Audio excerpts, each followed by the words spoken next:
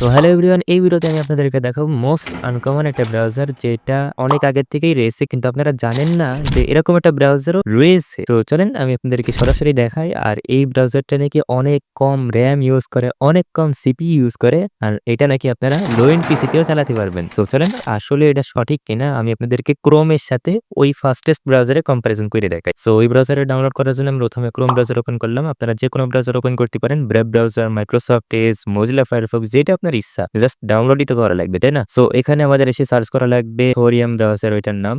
So thorium search করা যাবে, আচ্ছা সম্ভবত থোরিয়াম ব্রাউজার সার্চ করা লাগবে। সো থোরিয়াম ব্রাউজারই আমরা সার্চ করে দিয়ে দেওয়া থেকে এই যে প্রথম যে ওয়েবসাইট আসছে এটা থোরিয়াম ব্রাউজারের ওয়েবসাইট। আমরা এটাকে নিউ ট্যাব ওপেন করাই, the fastest browser on earth. So আসলে কতটা ফাস্টেস্ট সেটাই আমরা দেখবো যে আসলে কতটা ফাস্টেস্ট। ওকে, সো নিচের দিকে আসতে হবে এখান থেকে আমরা ডাউনলোড করার জন্য।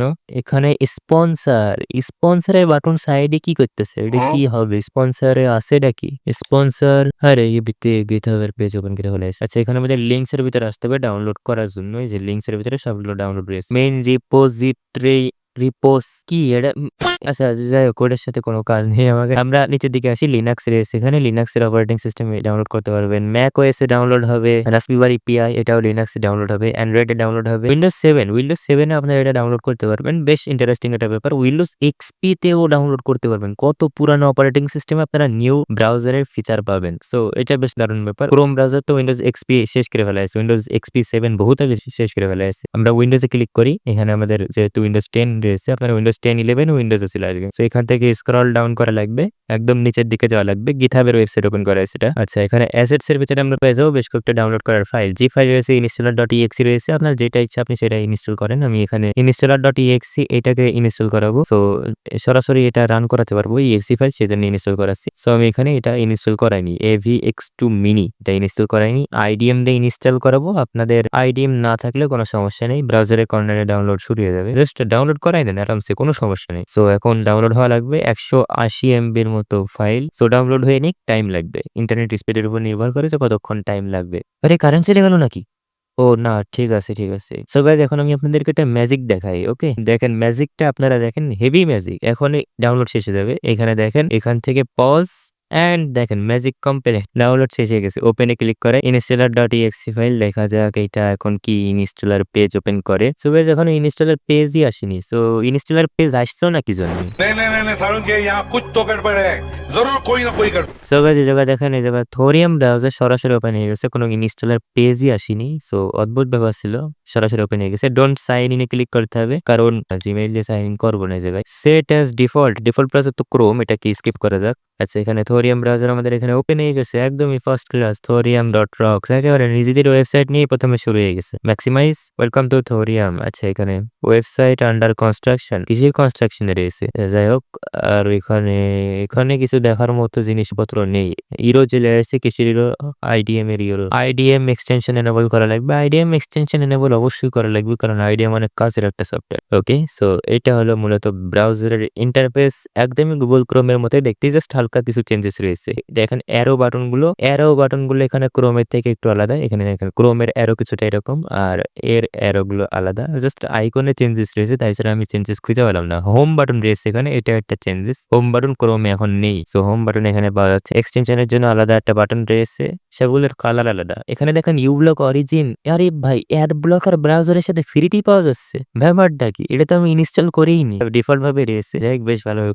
অ্যাড ব্লকার শুরুতে রয়েছে। এখানে কি রয়েছে? Thorium experiments enable an experiment UI which restore many parts of pre Chrome's refresh 2023 UI. এটি করবে নাকি? এনেবল করে দেখা যাক যে ইউআই তে কোনো চেঞ্জেস আছে কিনা। ওকে গাইস, এই জায়গায় ইউআই তে কোনো চেঞ্জেস আছে বলে আমার মনে হচ্ছে না। এই কর্নারে যে অ্যাপস এর সেকশন রয়েছে, এর ভিতরে সেই ক্রোমের অ্যাপস গুলো এই জায়গায় রয়েছে। আরে বাবা, বিশাল ব্যাপার। একদমই ক্রোম। এখান থেকে আমরা এটাকে ডিফল্টে রাখি, কিছু হইলো না, দেখা যাক। তো একদমই ক্রোম ব্রাউজার, ক্রোমের থেকে কোনো পার্থক্য নেই, জাস্ট কয়েকটা আইকন চেঞ্জ করে নিজেদের ব্রাউজার বানাই ফেলা হয়েছে। আমি আপনাদেরকে একটু পরে ডিটেইলসে দেখাচ্ছি কম্পারিজন করে। এখানে 3 লাইনে ক্লিক করার পরে নিউ ইনকগনিটো মোড, এখানে এই যে আইকন গুলো কিছুটা চেঞ্জেস করেছে, এই জন্য একটা জিনিস বেশ ভালোভাবে মার্ক হচ্ছে। ইনকগনিটো মোডের দ্বারা মার্ক করে রেখেছে। এই পাশে আর কি সবগুলো অ্যাজ ইউজুয়াল ক্রোমের মতোই, কোনো বিশেষ চেঞ্জেস নেই, জাস্ট কয়েকটা আইকনে দেখেন এক্সটেনশনের আইকন চেঞ্জ করা রয়েছে। আর অ্যাবাউট থোরিয়ামের ভিতরে যাই আমরা। থোরিয়ামের ভার্সন রয়েছে 130 পয়েন্ট। আচ্ছা, এখানে থোরিয়ামের ভার্সন এটা রয়েছে। এটা সম্ভবত ব্রাউজার অটোমেটিক্যালি আপডেট নেবে না, যেরকম ক্রোম নেয় অটোমেটিক আপডেট। সো এখানে ঝামেলা আছে। আপনাদের ওয়েবসাইট থেকে যেয়ে নতুনভাবে ইনস্টলার exe ফাইল ডাউনলোড করা লাগতে পারে।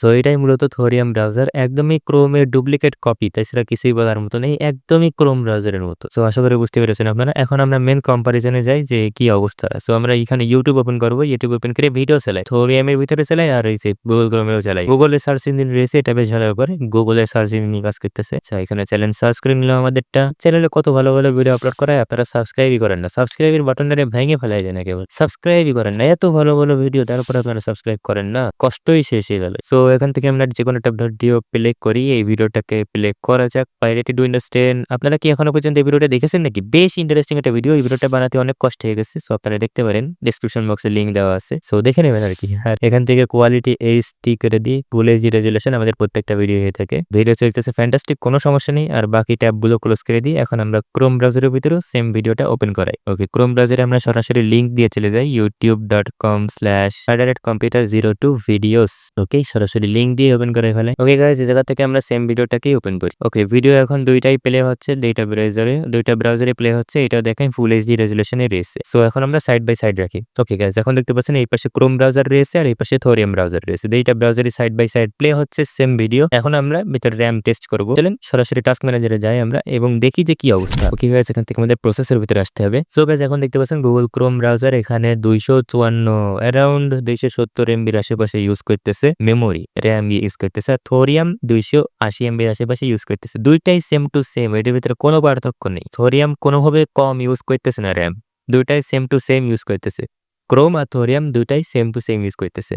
আর সিপিইউ যেটা আপনারা দেখতে পাচ্ছেন এটাও 8% এর মতো আর থোরিয়ামও 8% এর মতো ইউজ করতেছে। আমি কোনো পার্থক্য খুঁজে পেলাম না। সো এখন আপনাদের ইচ্ছা আপনাদের যদি ভালো লাগে তাহলে থোরিয়াম ইউজ করতে পারেন। তাছাড়া ক্রোম ব্রাউজারের সাথে থোরিয়ামের কোনো পার্থক্য আমি খুঁজে পেলাম না। এখন ক্রোমরে ক্লোজ করে আমি শুধু এই থোরিয়াম দিয়ে টেস্ট করে দেখি। এখনো দেখতে পাচ্ছেন এই টাস্ক ম্যানেজারের ভিতরে দেখেন র‍্যাম ইউজ করতেছে 394 এমবির আশেপাশে 400 এমবির আশেপাশে ইউজ করতেছে।